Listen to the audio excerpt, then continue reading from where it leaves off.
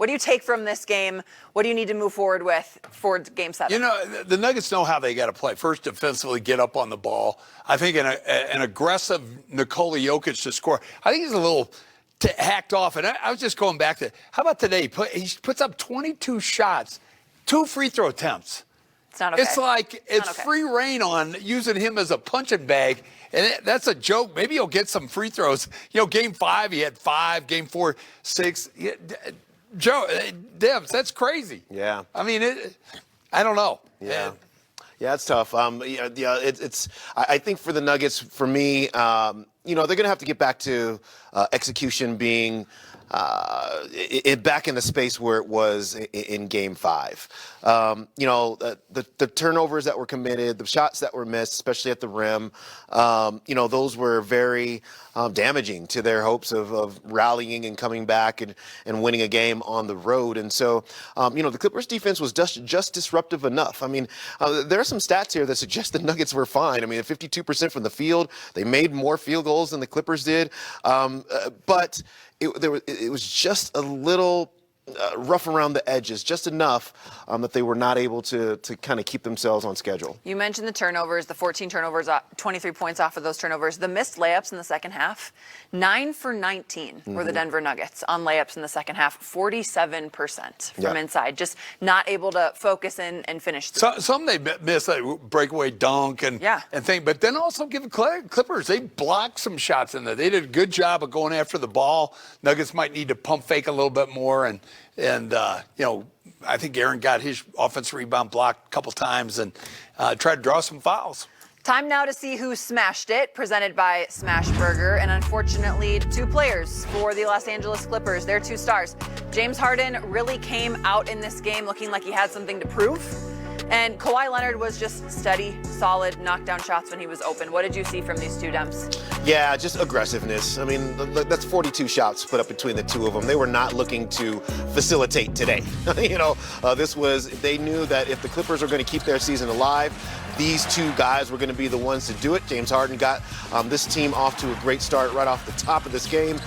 Really, you know, looked to drive the ball so much more today. I mean, it wasn't a lot of that, you know, rock you to sleep between the leg dribble, step back 3 in his game today. It was like a couple of quick dribbles and getting yourself into the lane and get yourself to the rim. And so, you know, yeah, you knew that these 2 guys had to be aggressive. And what were you going to do about it? You started late in the second half. You started to have to try to blitz to get the ball out of their hands. They just made plays behind it. And so it was always going to be tough. Nuggets we talk about change, got to be better on straight line drive-bys. We saw a couple there because, again, the Clippers had 50 points in the paint. Yep. A lot of those are just layups. You can't give up layups in playoff games. When you talk about the turnovers, and we've mentioned this, you can't beat yourself on the road, especially in a playoff situation. And 14 turnovers for 23 points off of those turnovers. The Los Angeles Clippers are a great defense. How did the defense get the best of the Nuggets tonight? Yeah, you know what, I think, you know, Hans alludes to this sometimes, which is, you know, they are very disruptive. They bring a lot of help.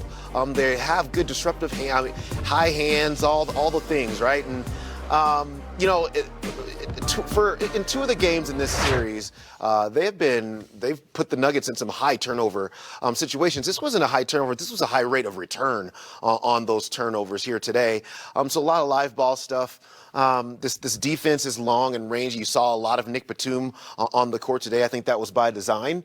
And those type of athletes really made it tough on the Nuggets here today. Yeah, and offensively, I looked at it a little bit. I agree with you. The turnovers yielded too many easy buckets. So Nuggets, I think there were times where they pressed a little bit too hard. Don't worry about shot clock. Make them play defense for almost the full 24 to get a good look. And when they did that, they made the Clippers pay. And the three-point shooting was really pretty good. I mean, 11 of 27, they missed their last 3, I think. So they shot it well behind the arc. So, again, just don't turn it over. You need be the difference in the game. Yeah, we got sped up. It reminded me of Game 3 a little bit. You know, they got into us. Thought we crossed half court, not being organized. When you do that, turnovers are going to follow. And, you know, the 14 for 23, it's been the story of the series. If you don't take care of it, you lose. Bottom line. And when you don't take care of it, a lot of times it's just spacing, and we're not organized where we need to be. Again, they picked up full. They changed the game. And I also thought in the third quarter, we played good defense. We never, ever came up with a 50-50 ball. And that's just such a back-breaking feeling when you do everything right and don't come up with the ball. So we gave them a lot of extra possessions. That quarter absolutely killed us. I thought the rest of the game was very even. We played a really, really good fourth quarter with a lot of effort. But we got to be better throughout the whole game. David, what is the mindset now? I mean, I got to imagine this is why you fight so hard for home court advantage in the first round. Yeah, we talked about it, after the game. It's you win those last 3 games, not just to stay out of the play-in, but to get the home court in Game 7, bottom line. And we earned it. And that's what I told them in there. You've earned this opportunity. You earned the opportunity tonight to try to close it out because of the way you played in the series to get to 3-2. But now you have the opportunity to go home in front of your home fans and advance. And so, you play all year for that. We got that opportunity, and we're very, very excited to go back out there and play again. Coach, just, I know it's a different prism for you, but, looking at this series as a whole, just the attrition of the series and how evenly played this series, what are your thoughts on that, just from kind of a bird's eye view, if you can, and, just how this translates into Saturday afternoon?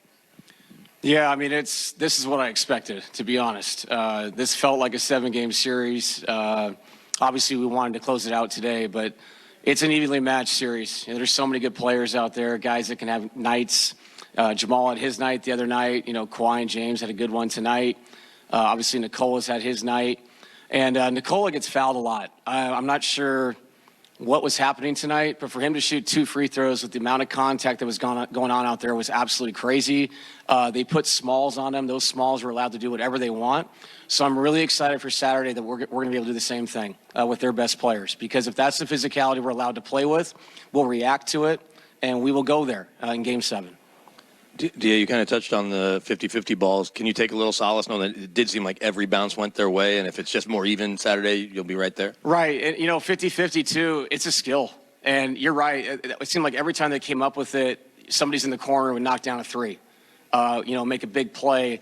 We cut it to, it felt like we get it to 8, we get it to 6, and a play like that would happen. A ball gets tipped at half court, they come up with it, ends up being a dunk. So we'll watch that, but it's one of those things, like you said, the median, hopefully it comes back and we come up with some of those to find easy baskets, but that's also an effort thing, attentiveness, and we'd be better at that on Saturday if we want to win.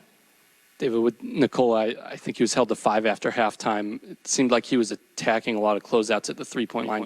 When it's being officiated a certain way, when they're playing pretty physically and he's not getting much at the rim, would you rather just see him take those threes eventually, or what are you kind of seeing in terms of the reads that he's making on those? Yeah, it's a good conversation. He was 2 for 4 tonight. I don't know. I think he felt driving the closeouts with Zubats. If he gets by him, he's creating offense for other people.